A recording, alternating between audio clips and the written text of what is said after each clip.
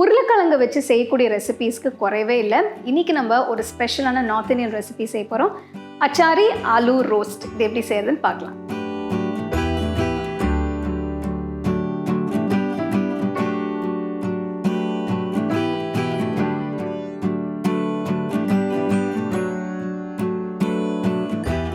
அச்சாரி ஆலூ ரோஸ்ட்டுக்கு முதல்ல உருளைக்கிழங்கு வேக வைக்கணும்.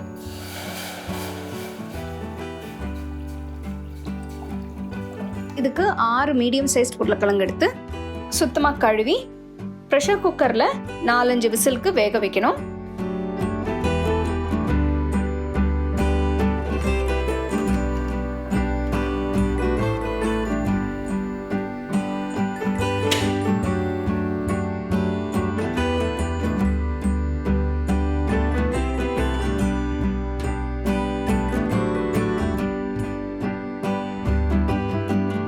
உருளைக்கிழங்கு நல்லா வெந்திருக்கு.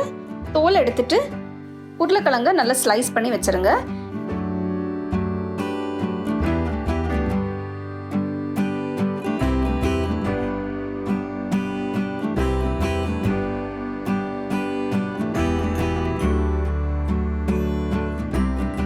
அடுத்தது ஒரு பேன்ல கடுகு எண்ணெய் 2 டேபிள் ஸ்பூன் ஊற்றி, கடுகு எண்ணெய் அதாவது மஸ்டர்ட் ஆயில் இல்லைன்னா நீங்கள் சாதா ரிஃபைண்ட் ஆயிலோ இல்லைன்னா நல்லெண்ணெய் கூட யூஸ் பண்ணிக்கலாம்.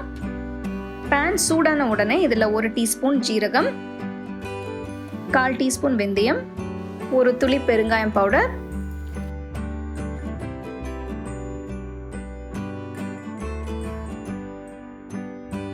அடுத்தது உருளைக்கிழங்கு ஸ்லைசஸை பேனில் வச்சு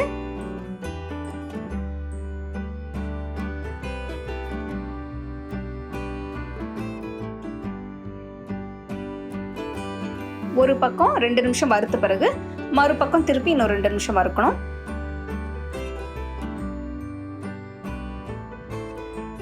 அடுத்தது உருளைக்கிழங்கு மேல 1 துளி உப்பு, 1 துளி மஞ்சள், 1 துளி மிளகாய்த்தூள், 1/2 டீஸ்பூன் கலோஞ்சி விதைகள், 1/2 டீஸ்பூன் கரம் மசாலா தூள், கொஞ்சம் ஆம்ச்சூர் பவுடர். மசாலா பொடியெல்லாம் போட்டாச்சு. மசாலா பொடி போட்ட பிறகு உருளைக்கிழங்க ஒரு 10 நிமிஷம் நல்லா வறுக்கணும்.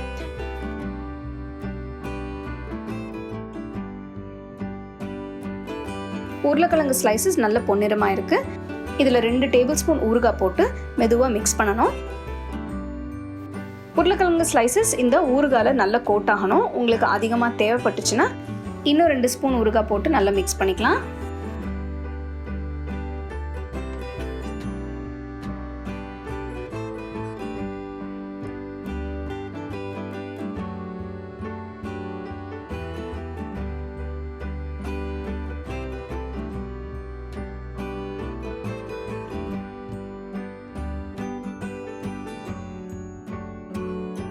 உருளைக்கிழங்கு ஸ்லைசஸ் எல்லாமே ஊறுகாயில் நல்லா ரோஸ்டாக இருக்குது. அருமையான அச்சாரி ஆலூ ரோஸ்ட் தயாராக இருக்குது. இதை நீங்கள் சூடாக சர்வ் பண்ணலாம். அச்சாரி ஆலூ ரோஸ்ட் எப்படி செய்யுதுன்னு பார்த்தோம். ஸோ இப்போ பார்த்தீங்கன்னா இந்த உருளைக்கிழங்கு ரோஸ்ட் நம்ம ஊறுகாய் வச்சு செஞ்சுருக்கோம். நல்லா காரசாரமாக ரொம்ப சூப்பராக இருக்கும். இது நீங்கள் அப்படியே சாப்பிட்லாம், இல்லைனா சப்பாத்தி ரைஸ் வச்சு தொட்டு சாப்பிட்லாம். You can get a copy of our first edition of the home cooking book on 21 frames.